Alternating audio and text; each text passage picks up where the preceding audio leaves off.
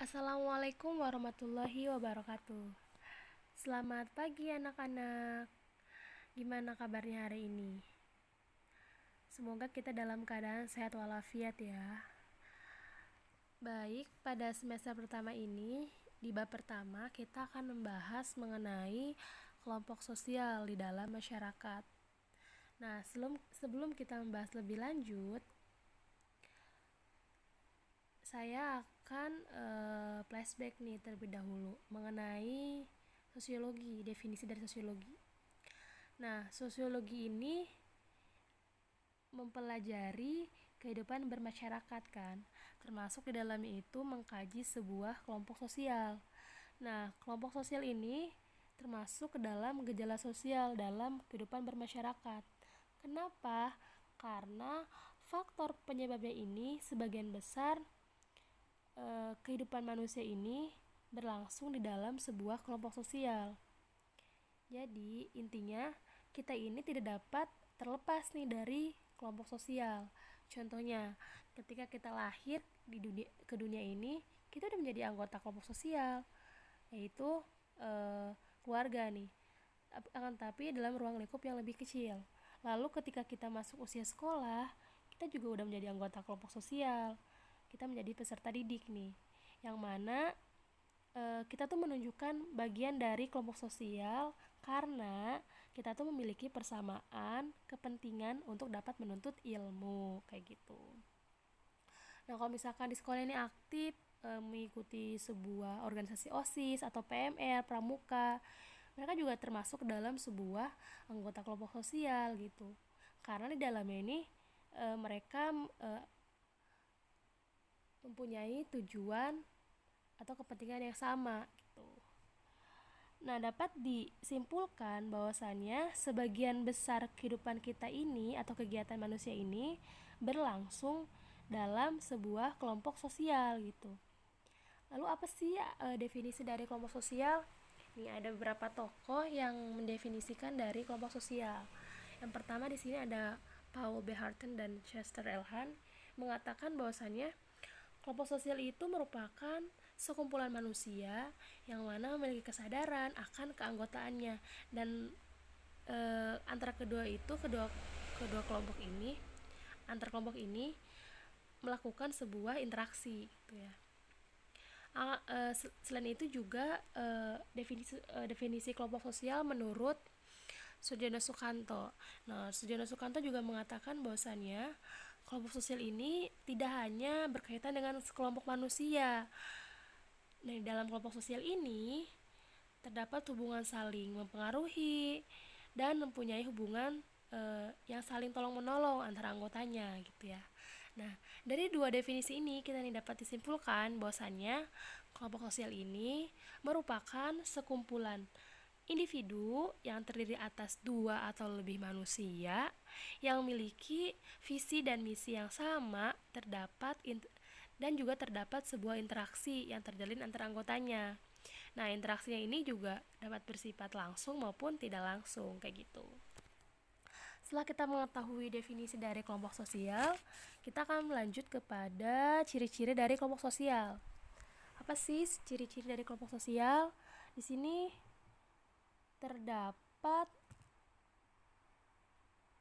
4 poin ya. Yang pertama di sini adanya kesadaran dan rasa memiliki.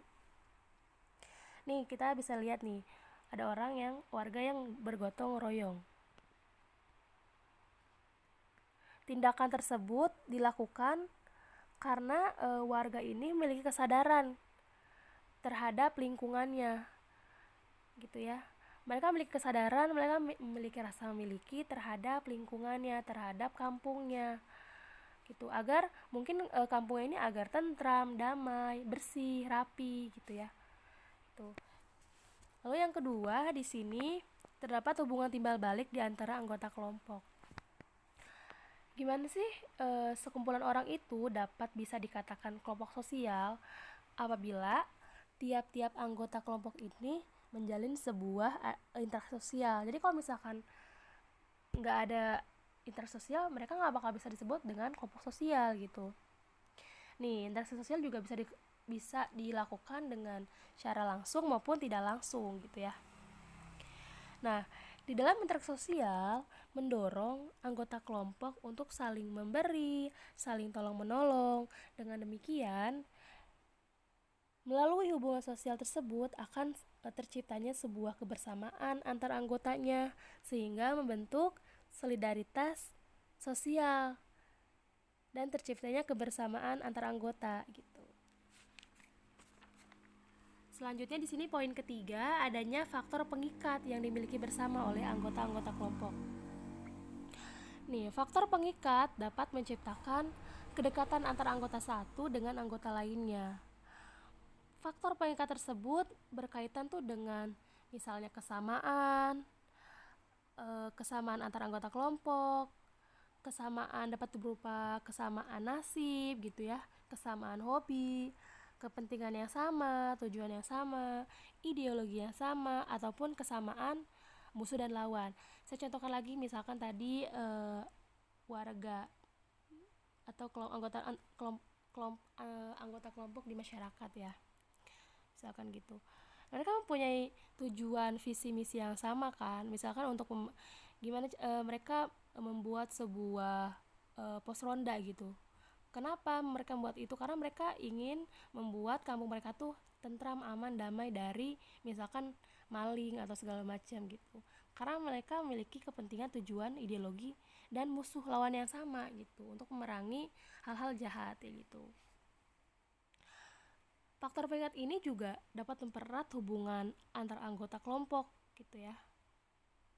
Selain itu juga dapat meningkatkan semangat kerja yang sama antara anggota kelompok untuk dapat mencapai tujuan bersama. Lalu yang terakhir di sini nih, poin terakhir, adanya berstruktur, berkaidah dan mempunyai pola perilaku. Menurut Sujono Sukanto, kelompok sosial ini tidak dapat dipisahkan dengan sebuah struktur. Struktur ini berkaitan dengan kaidah dan norma yang berkembang di dalam kelompok. Norma sosial yang berkembang di dalam kelompok menjadi sebuah pedoman berperilaku anggotanya di dalam masyarakat gitu. Dengan demikian, struktur ini dapat menunjukkan keberadaan kelompok dalam masyarakat serta secara resmi gitu. Sebaliknya, kelompok non-formal ini seperti pertemanan tidak terlalu fokus pada struktur dan kaidah, tetapi memiliki pola perilaku relatif yang sama. Tuh. Selanjutnya, di sini adanya fungsi kelompok sosial. Nih, fungsi kelompok sosial ini ada dua macam ya, maksudnya ada fungsi kelompok sosial bagi individu sendiri dan fungsi kelompok sosial bagi masyarakat nih, terbagi menjadi dua. Nah, kita bahas mengenai fungsi kelompok sosial bagi individu ya. Nih ada 3 poin ya. Yang pertama, sebagai sarana menjalin hubungan sosial. Nah, jelas ya, kelompok sosial ini merupakan sarana berkumpulnya individu untuk saling berinteraksi. Dengan demikian, kelompok sosial ini dapat berfungsi sebagai sarana pemenuhan kebutuhan individu untuk menjalin hubungan sosial. Nah, dengan melalui kelompok sosial ini, individu itu mampu untuk bersosialisasi serta mempelajari nilai dan norma di dalam masyarakat gitu. Lalu poin kedua nih, adanya sebagai sarana pendidikan. Maaf itu saya salah ya. Oke, sebagai sarana pendidikan. Kelompok sosial ini memiliki fungsi sebagai sarana pendidikan bagi individu. Yang artinya, kelompok sosial ini memiliki peran dalam mewariskan budaya dalam memenuhi kebutuhan masyarakat di bidang ilmu pengetahuan. Nih, dalam kelompok sosial nih, antar anggota itu dapat saling bertukar informasi atau ilmu pengetahuan dengan antar anggota lainnya gitu. Proses pertukaran ilmu pengetahuan ini dapat dilakukan secara formal maupun tidak formal.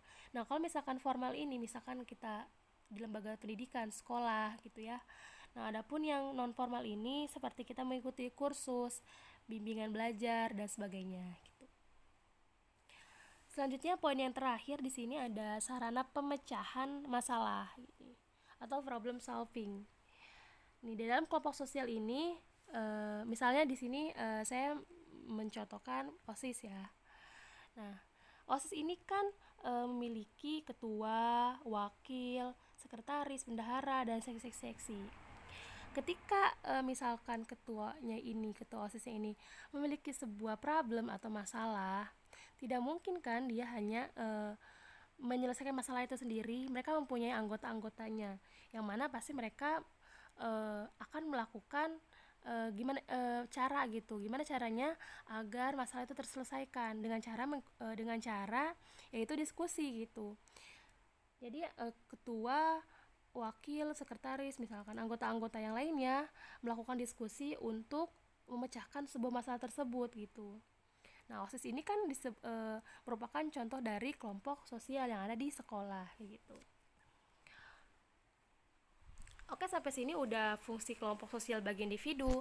Lalu yang selanjutnya di sini ada fungsi kelompok sosial bagi masyarakat ya.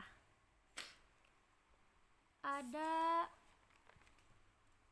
3 poin sama. Yang pertama di sini pembentuk nilai dan norma dalam masyarakat nih. Oh iya, sebelumnya fungsi kelompok sosial bagi masyarakat ini bersifat laten ya. Artinya laten itu tersembunyi karena memang tidak dapat langsung dirasakan oleh masyarakat gitu ya.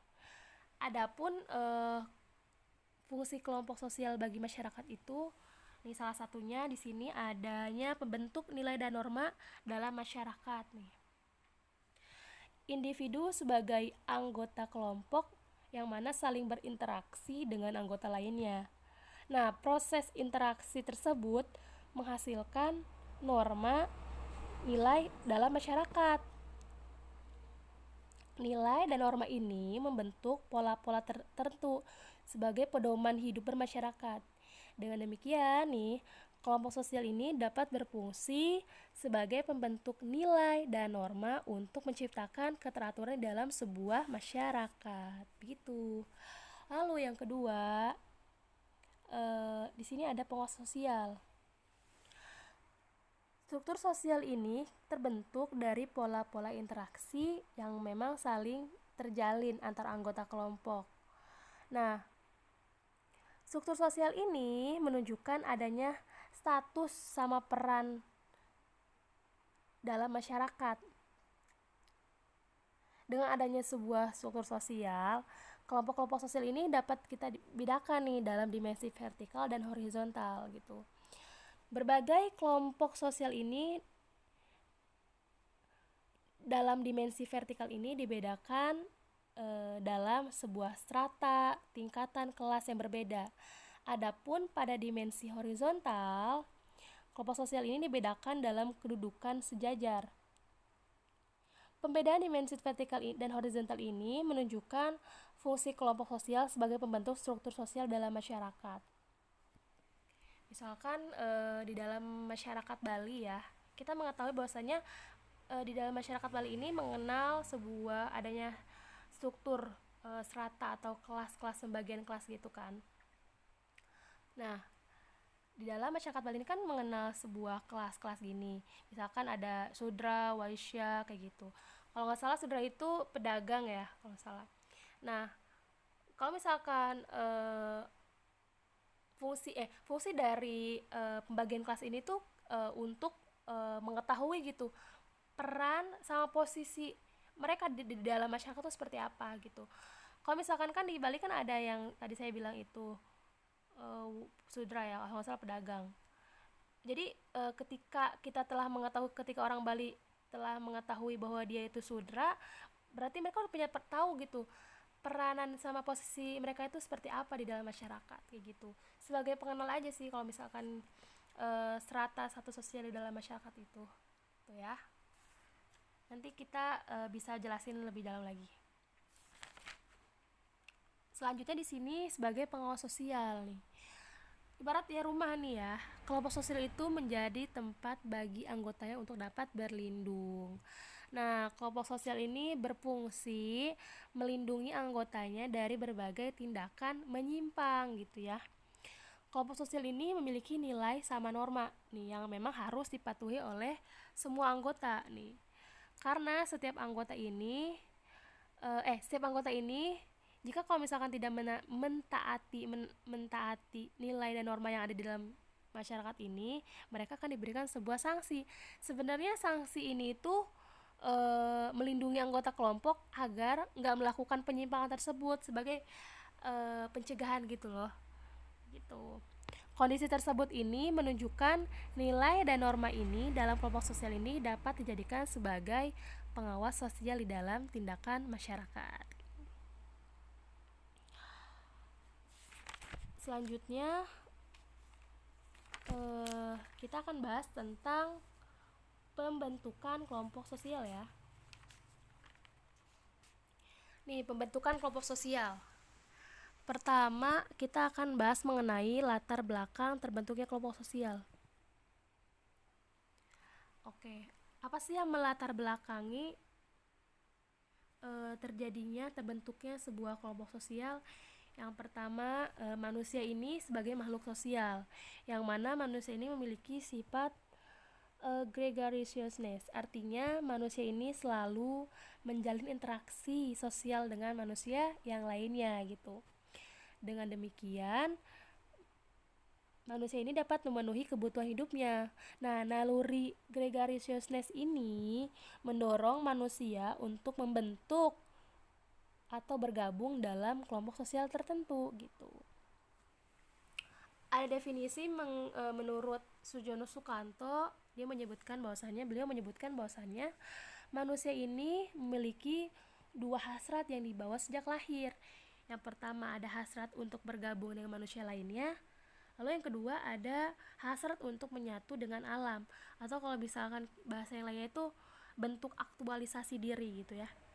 Nah, kedua hasrat tersebut berasal dari kemampuan manusia di dalam berpikir dan merasakan sesuatu. Nah, hasrat untuk bergabung dengan manusia lainnya ini mendorong manusia membentuk sebuah kelompok sosial. Nah, misalkan di sini kita lihat ada kelompok senian tari. Karena mereka mempunyai hasrat untuk bergabung dengan manusia lainnya, maka mereka membentuk sebuah kelompok tari. Lalu kedua, karena mereka memiliki karena misalkan mereka tuh udah mendarah daging kesenian di dalam dirinya, maka mereka akan membentuk sebuah kelompok sosial dan membentuk sebuah kelompok-kelompok tari tersebut gitu. Oke, sampai sini ya. Terus di sini bentuk-bentuk dorongan dalam pembentukan kelompok sosial. Ada 8 poin. Oke. Yang pertama di sini ada dorongan untuk mempertahankan hidup. Secara nggak langsung nih, melalui kelompok sosial ini, manusia ini berusaha untuk dapat mempertahankan hidupnya. Sebagai contoh, kita ini nggak bakal bisa hidup sendirian gitu, kita membutuhkan manusia lainnya. Misalkan kita mau makan nih pagi-pagi, kita butuh nasi, kita nggak bakal mungkin kan, maksudnya kita kan sebagai pelajar, misalkan kalian sebagai pelajar nggak bakal mungkin kalian menanam beras gitu, menanam padi gitu, terus menumbuk, terus sampai jadi itu benar-benar sendiri gitu. Pasti kita membutuhkan bantuan orang lain gitu. Paham ya sampai sini? Lalu yang kedua, di sini hasrat untuk meneruskan keturunan. Manusia ini memiliki sifat alami untuk meneruskan keturunannya. Adanya hasrat untuk meneruskan keturunan ini menjadi salah satu dorongan manusia untuk dapat membentuk kelompok sosial, yaitu berupa keluarga. Nah, melalui kelompok sosial ini, seseorang ini akan menemukan pasangannya, membangun keluarga, dan meneruskan keturunannya. Nah, dengan demikian, dorongan untuk meneruskan keturunan dapat tercapai melalui kelompok sosial, yaitu keluarga. Nah, selanjutnya di sini ada keinginan untuk meningkatkan efisiensi dan efektivitas kerja. Nih, pada era modern seperti saat ini nih ya, manusia itu dituntut untuk dapat melakukan pekerjaan secara efektif, efisien gitu, untuk memperoleh hasil yang optimal gitu. Gimana mereka tuh dituntut gitu. Nah, pembentukan kelompok sosial ini diharapkan dapat meningkatkan efisiensi dan efektivitas kerja gitu. Kelompok sosial pada era modern cenderung berkembang dalam bentuk kelompok formal dengan ciri adanya birokrasi. Nah, birokrasi ini berkaitan dengan model organisasi yang ditandai dengan hierarki otoritas, pembagian tenaga kerja yang jelas, adanya aturan prosedur eksplisit, dan adanya profesionalisme tinggi gitu ya. Lalu di sini poin yang selanjutnya ada pengalaman praktis, intelektual, dan emosional. Nah, pengalaman praktis, intelektual, dan emosional ini dapat mendorong seseorang untuk dapat bergabung di dalam kelompok sosial. Itu ya. Lalu selanjutnya di sini adanya ikatan darah atau keturunan. Ikatan darah atau keturunan ini merupakan salah satu latar belakang terbentuknya kelompok sosial. Nah, persamaan ikatan darah ini disebut dengan kesatuan genealogi. Keberadaan kelompok berdasarkan kesamaan keturunan dipertahankan melalui pernikahan. Nah, kelompok sosial ini diawali dengan terbentuknya keluarga Batih yang kemudian berkembang menjadi keluarga yang besar. Nah, keluarga besar ini terdiri atas beberapa pasangan suami istri dan semakin berkembang menjadi keluarga kerabat. Dalam proses panjang, kerabat-kerabat tersebut juga akan membentuk sebuah kelompok sosial atau suku bangsa dalam jumlah yang lebih kecil, menengah ataupun besar. Nih, kelompok sosial ini terbentuk atas dasar keturunan yang mana memiliki ikatan yang sangat kuat gitu. Lalu selanjutnya di sini ada kesamaan ciri-ciri fisik. Adanya sebuah kesamaan tujuan dan kepentingan menjadi faktor yang penting dalam membentuk kelompok sosial. Contohnya gini ya, kelompok sosial berdasarkan kesamaan kepentingan itu seperti Persatuan Sepak Bola Indonesia, kelompok-kelompok kesenian, kelompok dagang, memiliki kesamaan dalam sebuah kepentingan gitu. Mereka memiliki kepentingan yang sama gitu. Misalkan tadi PSSI memiliki kesamaan untuk dapat memajukan sepak bola Indonesia yang lebih baik, lebih maju gitu ya. Adanya koperasi gitu, adanya kelompok-kelompok kesenian, mereka ingin memajukan kesenian-kesenian di daerahnya, misalkan kayak gitu. Lalu selanjutnya di sini ada kesamaan daerah. Nah, kelompok sosial ini dapat terbentuk atas dasar kesamaan daerah. Nah, kesamaan daerah ini disebut juga kesatuan teritorial, yang mana pada dasarnya kesatuan teritorial ini merupakan kelompok-kelompok sosial dalam masyarakat yang terbentuk atas dasar persamaan wilayah, seperti tempat tinggal. Contohnya nih kayak RT, rukun tetangga, adanya sebuah rukun warga, kelurahan, kabupaten, provinsi. Nah, kelompok sosial ini berdasarkan kesamaan daerah, biasanya terbentuk di kota-kota besar. Nah, kondisi seperti ini karena sebagian besar penduduk di kota-kota besar tersebut adalah perantau.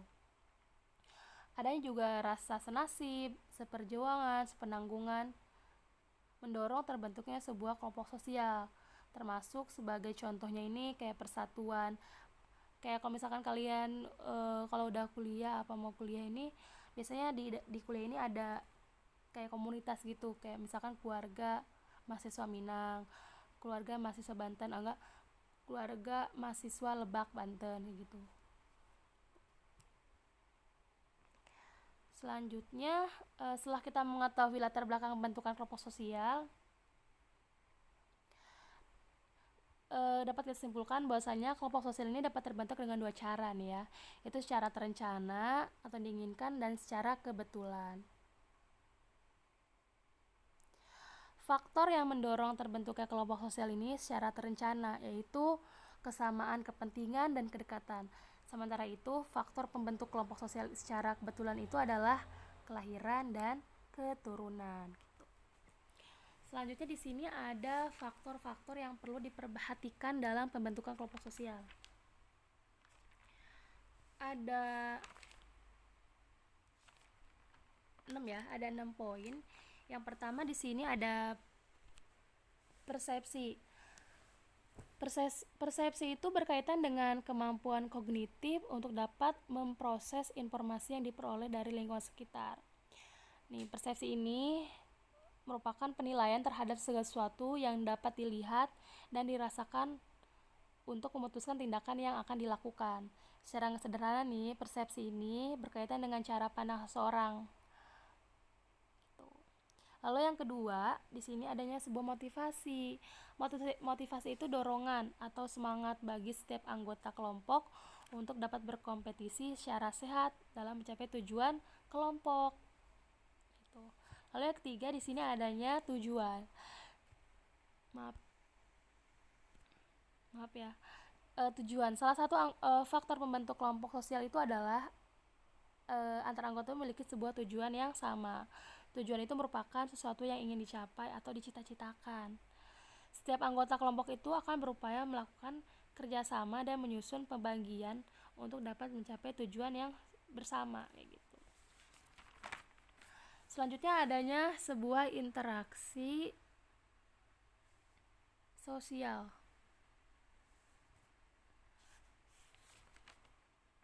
Oke, maaf di situ instruksi ya, interaksi sosial.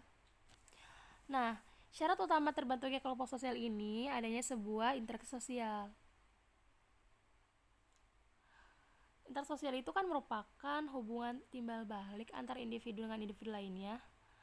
Nah, melalui interaksi sosial ini, segala aktivitas dalam kelompok ini dapat dilakukan. Selain itu juga, melalui interaksi sosial ini akan terjadinya sebuah proses memberi dan menerima ilmu pengetahuan dari satu anggota kepada anggota lainnya. Gitu. Selanjutnya di sini ada organisasi. Organisasi itu berarti pengelolaan kelompok. Nah, dengan melalui organisasi, penyelesaian masalah dalam kelompok ini menjadi lebih efektif dan melalui koordinasi. Nah, dalam koordinasi diperlukan sebuah pembagian peran di antara anggota kelompok. Nah, pembagian peran tersebut memang berkaitan dengan wewenang dan tanggung jawab sesuai pekerjaan tiap-tiap anggota. Lalu poin terakhir di sini ada independensi atau kebebasan. Nah, bentuk kebebasan ini dalam kelompok ini dapat berupa kebebasan setiap anggota untuk dapat menyampaikan ide, gagasan, pendapat, dan ekspresi. Nah, kebebasan ini perlu dimiliki nih agar setiap anggota itu memiliki rasa nyaman dan mampu untuk mengembangkan potensi yang ada di dalam dirinya gitu. Untuk kepentingan kelompok juga kan. Selanjutnya di sini ada tahap-tahap pembentukan kelompok sosial. Ini ada tahap-tahap pembentukan sosial. Yang pertama ada 5 tahapan. Yang pertama di sini tahap pembentukan. Yang kedua ada tahap menghadapi konflik. Yang ketiga ada tahap pembentukan struktur. Yang keempat ada tahap produktivitas. Yang terakhir ada tahap pembubaran. Nah, sebenarnya tahap-tahap ini juga dikemukakan oleh Bruce dalam buku Growth Dynamic. Dia mengatakan terdapat 5 tahap perkembangan kelompok. Pertama ada forming, storming, norming, performing, dan adjourning. Oke, kita bahas ya satu-satu. Menurut Bruce, tahap pertama pembentukan kelompok ini adalah tahap pembentukan nih ya. Tahap ini ditandai dengan adanya ketidakpastian dan rasa cemas nih pada anggota kelompok. Nih, anggota kelompok pada tahap ini itu masih merasa kebingungan nih mengenai tujuan dari kelompok ini. Misalkan dia gini, ketika dia mau bergabung ke dalam grup atau kelompok tari, pasti dari awal ini anggota baru misalkan ini pasti akan mengalami sebuah atau merasa kebingungan nih ketika mereka masuk ke dalam kelompok tersebut. Mereka bingung gitu kayak kira-kira apa ya tujuan, bingung mengenai tujuan utama dari pembentukan kelompok ini gitu. Nah, kondisi ini juga menyebabkan keterlibatan anggota dalam kelompok ini masih memang kurang gitu. Oleh karena ini gitu, anggota kelompok ini berusaha untuk dapat mengatur perilaku mereka agar keberadaannya itu dapat diterima oleh anggota lainnya. Selain itu juga, anggota kelompok ini mencoba untuk mengenal satu sama lain untuk menemukan kesamaan tujuan. Misalkan karena dia anak baru, jadi mereka tuh sebenarnya harus adaptasi gitu loh dengan anggota kelompok lainnya. Agar mereka tuh mengenal tujuan dari pembentukan kelompok ini tuh apa sih gitu. Untuk menemukan gitu kesamaan tujuan mereka. Kalau misalnya udah dapet tuh baru kita bisa ke tahap selanjutnya gitu. Lalu tahap selanjutnya di sini ada tahap menghadapi konflik atau storming.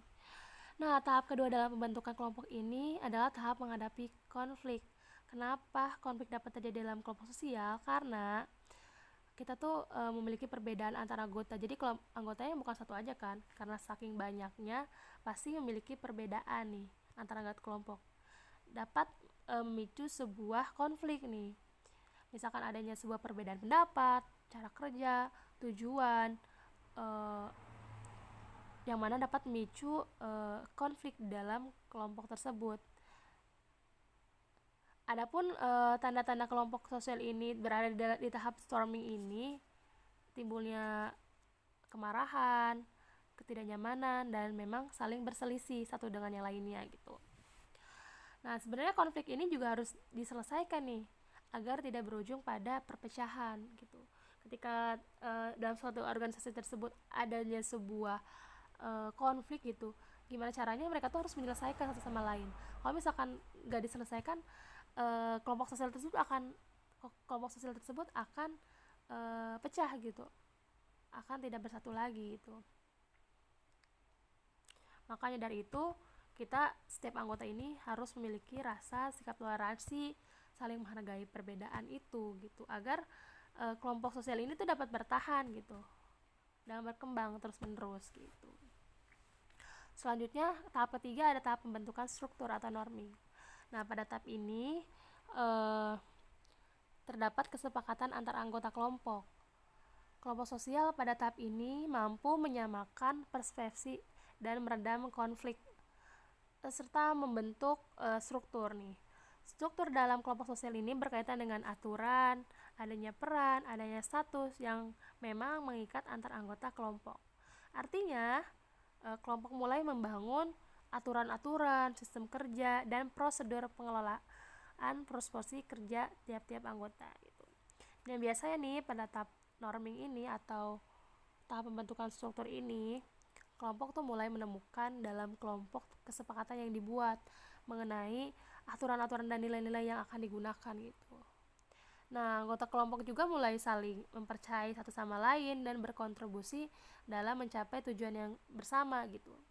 Nah, kondisi ini juga menunjukkan adanya suatu harmoni di dalam sebuah kelompok. Nah, yang keempat nih, adanya produktivitas, tahap produktivitas atau performing. Nah, biasanya nih pada tahap produktivitas, anggota kelompok itu dapat menyelesaikan pekerjaan atau tugas dengan lancar dan efektif. Yang mana nih artinya hambatan dan konflik yang terjadi dapat dikelola dengan baik oleh kelompok tersebut. Nih, anggota kelompok ini lebih mengutamakan musyawarah dalam menyelesaikan sebuah masalah. Nah, karena setiap anggota kelompok ini pada tahapan ini dapat menunjukkan kinerja maksimal karena memiliki sistem sosial dalam kelompok sudah terbentuk secara mapan gitu. Intinya kalau udah di dalam posisi ini atau tahap ini, komunikasi yang telah dilakukan ini udah sangat baik gitu, karena mereka juga memiliki rasa saling mempercayai satu sama lain. Selanjutnya nih tahap terakhir adanya tahap pembubaran, adjourning. Nah, tahap pembubaran ini dilakukan ketika mereka tuh memiliki sebuah permasalahan, tapi masalah itu nggak diselesaikan gitu. Jadi yang mana akhirnya akan berujung kepada pembubaran dalam kelompok sosial tersebut gitu. Intinya tuh memiliki masalah atau konflik yang semakin berkembang dan nggak bakal bisa nih untuk bersatu lagi, akhirnya adanya sebuah proses pembubaran diri gitu. Oh iya, disclaimer, teori yang dikemukakan oleh Bruce W. Tuckman ini dapat dijadikan sebuah pedoman ya dalam pembentukan kelompok sosial. Akan tetapi nih, teori ini juga memiliki keterbatasan karena hanya menjelaskan tahap yang terjadi pada kelompok dengan ukuran kecil.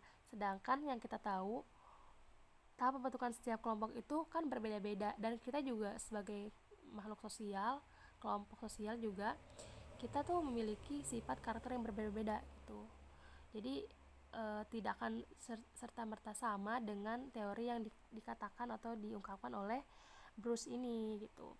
Nah, kondisi tersebut juga terjadi karena model teori ini berkaitan dengan perilaku anggota kelompok yang masing-masing ya tadi. Terkadang juga eh, tidak jelas gitu ketika sebuah kelompok berpindah dari satu tahap ke tahap lainnya. Jadi berkata tahapan ini juga nggak mesti apa namanya bertahap gitu. Kadang juga tumpang tindih, ini dulu gitu. Kayak gitu. Mungkin cukup sekian dari saya. Apabila ada pertanyaan, nanti kalian bisa menghubungi saya lewat PC atau nanti email gitu ya. Mungkin cukup sekian. Wassalamualaikum warahmatullahi wabarakatuh.